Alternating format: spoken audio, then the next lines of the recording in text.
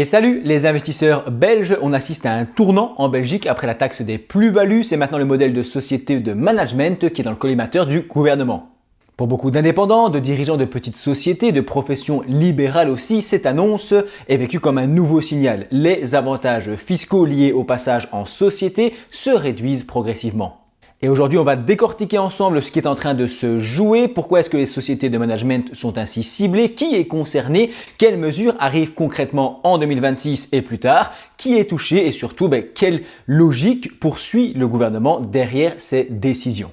Je sais que d'habitude, je parle surtout d'investissement en bourse, mais il m'arrive également de traiter des sujets d'actualité, d'économie, ce genre de choses, puisque tout ça est lié. Et suite à certains sondages sur la chaîne Goteco, si t'es pas abonné, c'est le moment de le faire, je me suis rendu compte en fait qu'il y avait quand même beaucoup d'indépendants sur la chaîne ou de personnes qui ont une activité complémentaire pour avoir un peu plus de revenus. Et c'est pas étonnant finalement, puisque les deux univers sont liés. Quand on commence à avoir un peu plus de revenus, qu'on essaye de se motiver, de se dépasser, de gagner un peu plus, on va probablement plus souvent se diriger et s'intéresser à l'univers de l'investissement, de se dire tiens, qu'est-ce que je fais de cet argent, comment je peux l'investir, comment je peux le faire fructifier. Et j'estime que j'ai bien la forte conviction que l'inverse est possible également, que en se mettant à l'investissement, en se disant tiens, j'investis, je comprends un peu comment ça fonctionne, etc. Derrière, on se dit j'aimerais peut-être bien développer une activité complémentaire, développer un business ou ce genre de choses. Donc je pense que tout ça peut être lié, que ça peut être intéressant. Je rassemble ce nouveau style de vidéo dans une nouvelle playlist Goteco Business qui est déjà disponible sur la chaîne. C'est là-dessus que je vais un petit peu discuter de ces choses-là. Si c'est surtout ça qui t'intéresse, tu peux directement retrouver ça dans les playlists. N'hésite pas à donner ton avis sur ce projet en commentaire, à proposer des idées de vidéos. Et une dernière chose avant de commencer, après j'arrête, un petit disclaimer, c'est important, évidemment qu'investir comporte des risques de perte en capital, mais c'est pas le sujet ici, c'est surtout le fait qu'une vidéo YouTube, ça reste du divertissement, ça reste des idées générales, c'est vulgarisé, c'est résumé, on n'entre pas dans les détails spécifiques, donc tu dois absolument faire tes propres recherches. C'est un mélange aussi de mesures qui sont actées et aussi de mesures et de choses qui sont en projet, qui sont discutées, qui peuvent être abandonnées. Donc veille toujours à faire tes recherches, j'essaierai de dire un peu ce qui est acté ou non. Et c'est parti pour le premier point, pourquoi les sociétés de management sont ainsi ciblées? Eh bien, ça fait longtemps qu'on leur reproche d'être utilisées principalement pour diminuer la charge fiscale. Le principe est simple, pour encaisser de l'argent en Belgique, il faut un statut. Tu peux être un salarié qui touche donc son salaire, qui va être soumis à l'IPP, l'impôt des personnes physiques, ou alors tu peux avoir une société qui va être, elle, touchée par l'ISOC. En tant qu'indépendant complémentaire, j'en ai parlé dans une vidéo il n'y a pas longtemps quand j'ai fait 1 million de vues sur YouTube et j'ai expliqué un petit peu combien je gagnais avec ça, en Belgique, eh bien, on a une taxation qui va jusqu'à presque 60%, voire peut-être même plus, dans le sens où il y a d'abord les cotisations sociales que tu payes et ensuite tu vas avoir tout ce qui est impôt sur le revenu, etc. Et finalement, tu peux arriver quand même assez loin dans les tranches d'impôt, surtout si ça s'accumule à un revenu déjà existant d'un autre travail, tu vois, de base. Et donc, certains se disent, tiens, ce serait bien de passer en société. D'autres aussi, les médecins et tout ça, on en parlera plus tard, passent par des professions libérales et passent aussi par une société. Aussi, on a dans certaines boîtes des gens qui, au lieu de travailler en tant que salariés de leur boîte, préfèrent se mettre en indépendant, en société et ensuite facturer la journée de travail aux entreprises. Et derrière, donc en société, l'avantage en fait, c'est qu'on va être taxé généralement autour de 35%.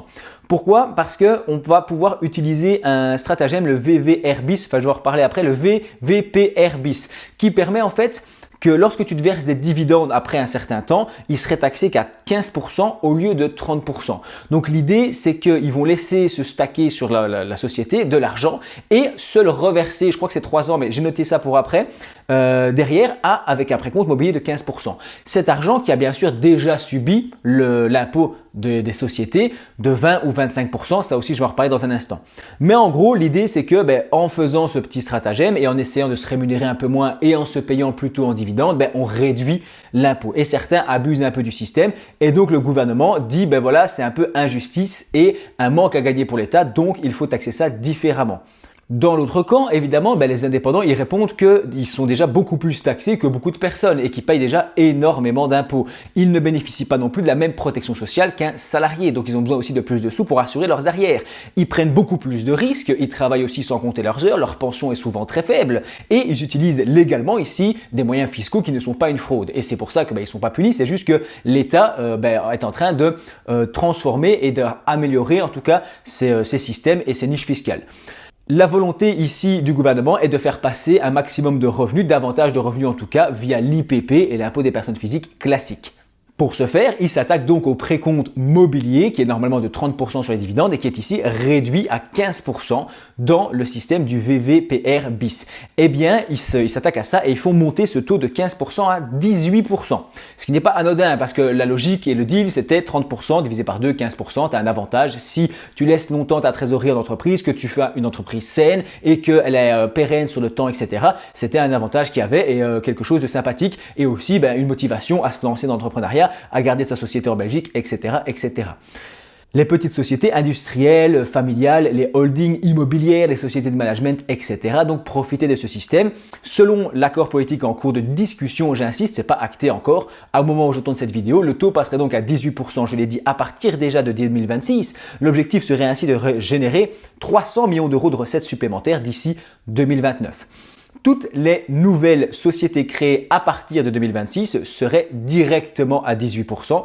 Aucun seuil d'exclusion de ce que j'ai pu voir. Donc l'impact serait dès le premier euro de dividende versé.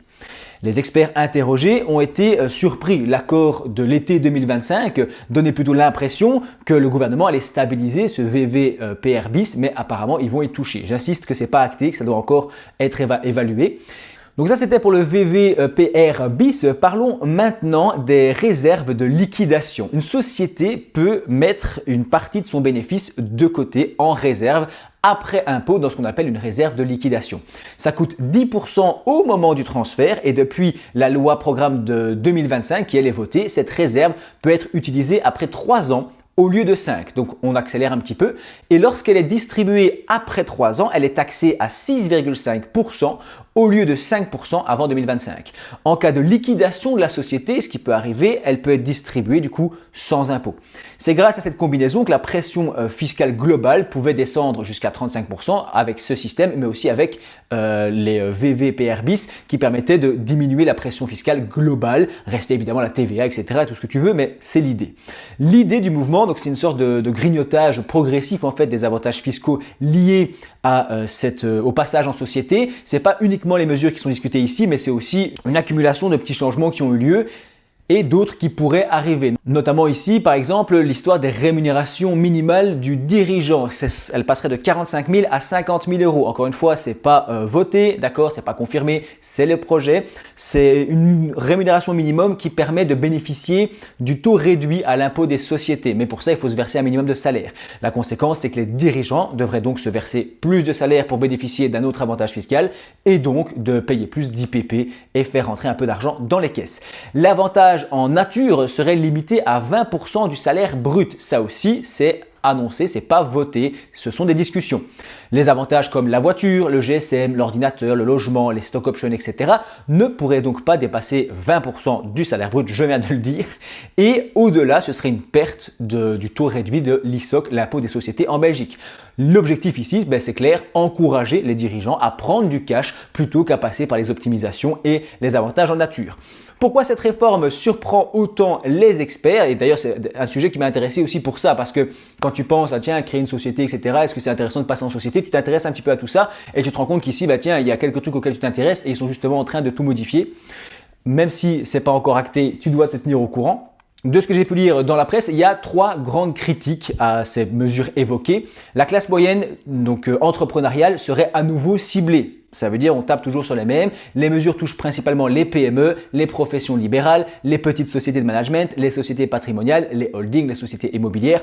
Autrement dit, des gens qui créent de l'activité, qui créent de l'emploi, qui créent de la richesse. Deuxième critique, ils disent que c'est un système devenu un véritable gruyère. Ça veut dire que chaque année, il y a un avantage qui disparaît. La pension complémentaire qui est limitée, les taux qui sont modifiés, des délais qui sont allongés ou raccourcis, ça dépend des avantages, les précomptes qui sont ici relevés, les conditions qui sont renforcées, les avantages qui disparaissent, la taxation en société commence tout doucement par se rapprocher de la personne physique. L'instabilité fiscale est permanente, les experts soulignent les annonces à répétition, les revirements de situation, le climat qui est un peu anxiogène aussi, l'incertitude permanente pour les indépendants de savoir ce qui va se passer, etc. Et donc cette instabilité pose un peu problème puisque on ne sait plus sur quel pied danser et on ne sait plus dans quel sens aller, donc ça crée un peu une sorte de paralysie aussi derrière. Enfin bref, en conclusion de cette vidéo, non, ce n'est pas la fin des sociétés de management, elles restent utiles, notamment en termes juridiques, organisationnels et aussi comptables. Donc tout ça, ça reste intact, mais derrière, on semble un petit peu tirer dessus. Donc il faut te tenir au courant puisque j'ai expliqué plein de fois que rien n'était encore acté pour le moment et qu'il y avait plein de choses qui doivent encore évoluer, mais il faut se tenir au courant de ça. Dis-moi ce que tu penses de tout ça en commentaire, dis-moi aussi ce que tu penses de ce projet de vidéo un peu plus sur le business, les indépendants, l'indépendant complémentaire, ce genre de choses. Si ça t'intéresse, dis-moi tout ça en commentaire, pose tes questions, je peux creuser certains sujets pour faire une nouvelle vidéo. Et comme c'est le meilleur moyen de me soutenir, je te dis merci d'avoir regardé ma vidéo jusqu'au bout.